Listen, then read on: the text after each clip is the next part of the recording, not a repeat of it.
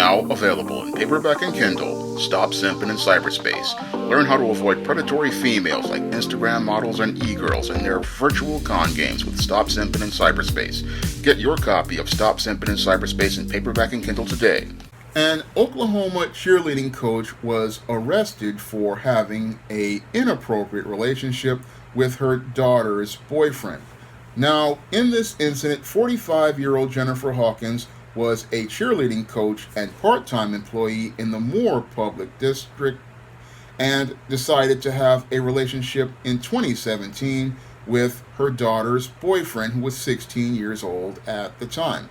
And according to reports, Jennifer Lawrence allegedly had sex with this teenage boy over 300 times over the course of 5 years, and oftentimes had sexual relations with him during his school lunch break.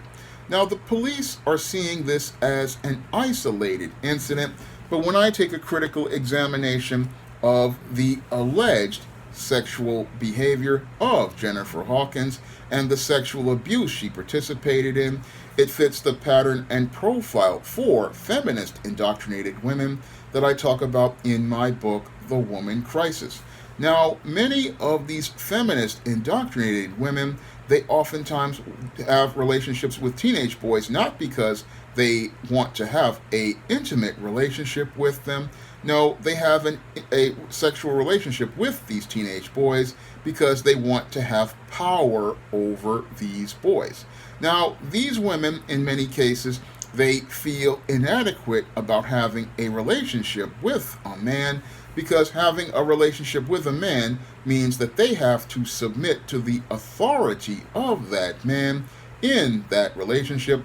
And many of these women do not want to go out here and yield power to that man. And because they do not want to yield power to that man, what they do is instead look for a boy to have a sexual relationship with, because they believe if they have a sexual relationship with that boy, they can remain in the position of power and they can go out here and dictate and control the terms of the relationship. And this possibly was one of the reasons why Jennifer Hawkins allegedly went out here and pursued a relationship with her daughter's 16-year-old boyfriend. And I believe that she was looking to have that relationship with her daughter's 16-year-old boyfriend because she saw her daughter in the prime of her life, and with her seeing her daughter basically out here getting involved with this teenage boy and going out here and being able to have a relationship she possibly felt that she couldn't have. What she felt was that her daughter was competition to her because she had basically aged out of the social circle. And as being a cheerleading coach, she saw all of these beautiful young girls who were cheerleaders, and they were out here living their best lives like her daughter was, and she felt like she had basically aged out and was not able to have that type of life anymore. And because she couldn't have that life anymore, what she wanted to do was go out here and again passively go out here looking to sow her oats, but aggressively wanted to go out here and sabotage her daughter and basically try to eliminate her as competition in the social and dating market. And this is possibly why she started her pattern of sexual abuse with her daughter's boyfriend, because she wanted to go out here and take her daughter's boyfriend away. Again, this was all about power. It was all about taking power and having power over this teenage boy and having power to eliminate her female competition. So what she did was, while her boyfriend was watching a soccer game at the house, she went out here and inappropriately touched this teenage boy, allegedly starting the pattern of sexual abuse. Because do not get it twisted, what this was sexual abuse.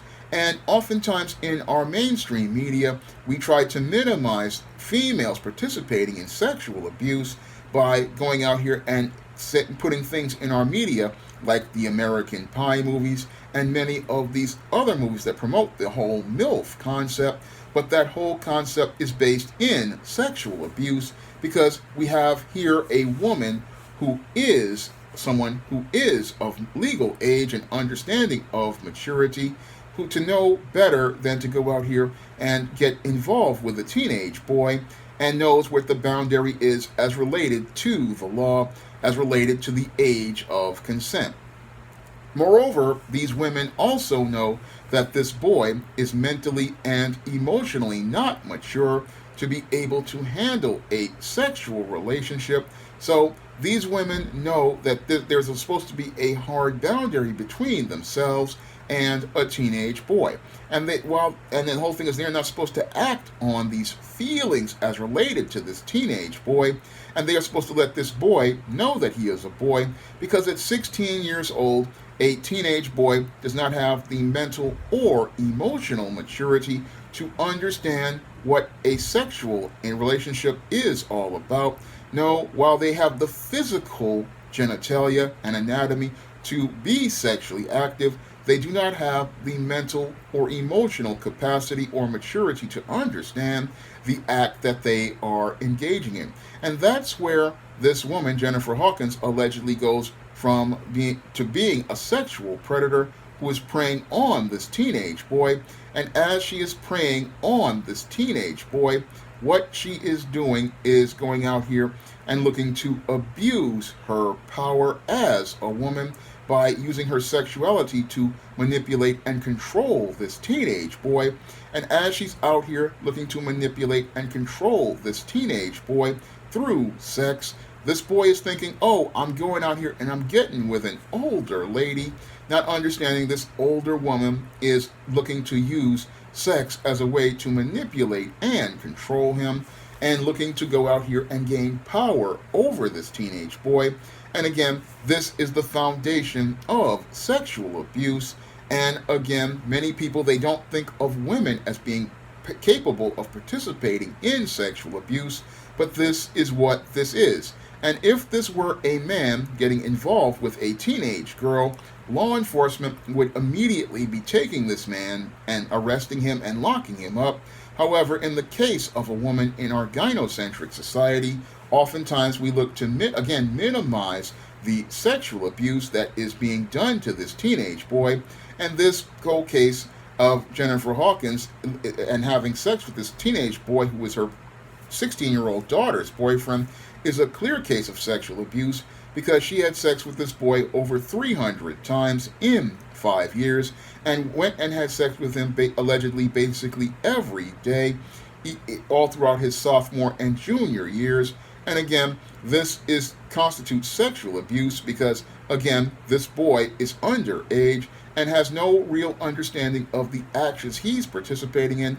But this adult woman understands that this is a boy, and she is basically perverting his manhood, similar to that of the sexually deviant woman who sexually abused Christian Grey in the novel 50 Shades of Grey. And again, when I look at 50 Shades of Grey, that is another textbook example of how male sexual abuse is minimized, because this novel was basically entertainment for a lot of women, and a lot of women got gratification from the sexual abuse of Christian Grey, which further evolved into his sexual deviancy, which was displayed in the 50 Shades trilogy books. And again, this is what can happen to a teenage boy who is exposed to sex at an early age by an older woman looking to exploit him.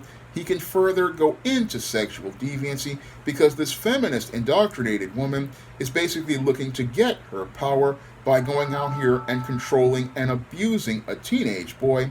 And what is the most troubling thing about this case is that it's just part of a disturbing trend that has gone on for the last 4 or 5 years of older women using their power as a teacher or an authority figure to go out here and sexually abuse underage boys. And these women will go out here and take advantage of an intimate relationship that is supposed to be professional, such as a teacher and a student.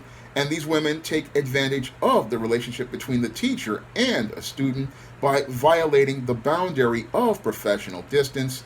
And as they violate the boundary of professional distance, what these women do is cross the line and start getting personal with their students. And as they get personal with their students, what they do is go from being a teacher who is supposed to go out here and support and encourage a young man to actualize his potential, to becoming a sexual predator who goes out here and abuses the students that they have been put in charge of.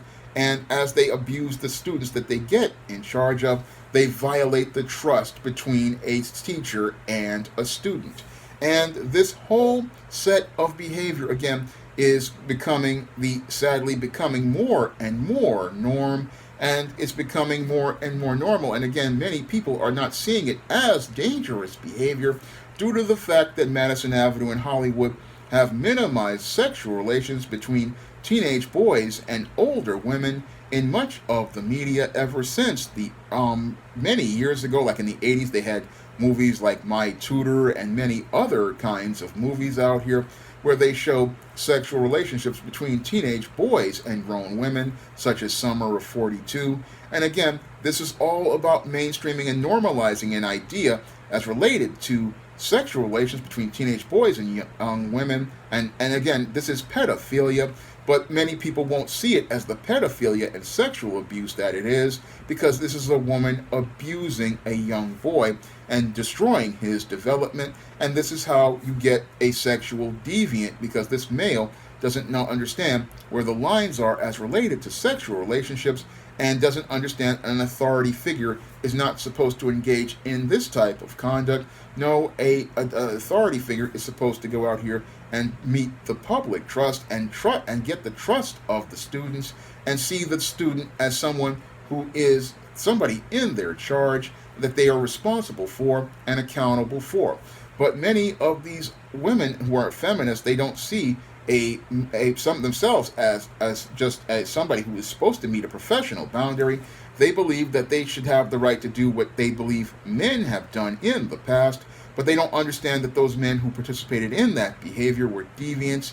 Those men who participated in that behavior were criminal, and those men abused women. And two wrongs do not make a right, because it is wrong for an older woman to go out here and pursue a relationship with a boy, because a boy does not have the mental maturity to understand the decision that he's making when he gets involved with that woman. Because when a man and a woman come together in an intimate sexual relationship, they come together on the same level of mental maturity. And as they come together on the same level of mental maturity, they go out here and they come together in a relationship under God, and their sexual relationship is one where they both come together and join together mentally, emotionally, and spiritually, and form a bond. However, in the relationship between a woman who's out here looking for a boy, again, she's so in her feelings about her power, because many of these women are emotional and they are in their feelings about feeling powerful. So what they want to do is get involved with this boy so they can feel a sense of power, feel a sense of worth, feel a sense of self-esteem, feel a sense of value as a human being. But what they're doing when they're doing this is they're devaluing a teenage boy and breaking that boy's mind, breaking that boy's spirit, and turning him possibly into a man in crisis, because this type of relationship is extremely unhealthy. And this type of relationship is not one that I would say is one that is appropriate. I mean, no, this is a very dangerous relationship, and it's one that's very toxic, and it's one that can basically damage a boy's ability to have a relationship and pair bond with a girl, because he's out here being abused by a woman. And this whole case basically shows me how things are getting worse as related to these feminist indoctrinated women who don't know the difference between a woman and a boy, because many of these women are emotionally immature and they don't want to give up getting older. They want to stay forever young. Again, some of these women, they're 45 years old, but they're still mentally 16, and they don't understand that there's a line between an adult woman and a teenage boy that is never crossed. And a woman is supposed to respect that boundary and let a boy know that he's a boy and that she only wants to deal with a grown man. So this whole case again shows me how much things are getting worse as related to teachers abusing their students, because they don't understand that there's a line between a woman and a boy, and a woman needs to treat a boy like a boy and get involved with men, because it's totally inappropriate for a woman to be involved with a teenage boy, because a teenage boy is just not somebody a woman wants to get involved with. And again, this just shows me how much, again, worse things are getting, because I'm seeing more and more of these cases. And the reason why we're seeing more and more of these cases is because feminists want to go out here and take power by going out here and abusing a man, not understanding that when you abuse a man like this, you make a boy come on the road to becoming a man in crisis. Now, if you want to learn more about why many women like this participate in these types of inappropriate relationships, you can pick up my book, The Woman Crisis, on Amazon.com in paperback and Kindle format. You can also find The Woman Crisis at other online booksellers like Smashwords, the iBookstore, and Google Play. And if you want to see me make more videos like this, you can donate to my Patreon, my PayPal, or my Cash App by clicking the links in the description box. That's all I have to say for this video. You can comment, rate, and subscribe. Now available in paperback and Kindle Unlimited, The Man Crisis. Learn why so many men are struggling to find their way in an increasingly gynocentric world in The Man Crisis. Get your copy of The Man Crisis in paperback and Kindle Unlimited today.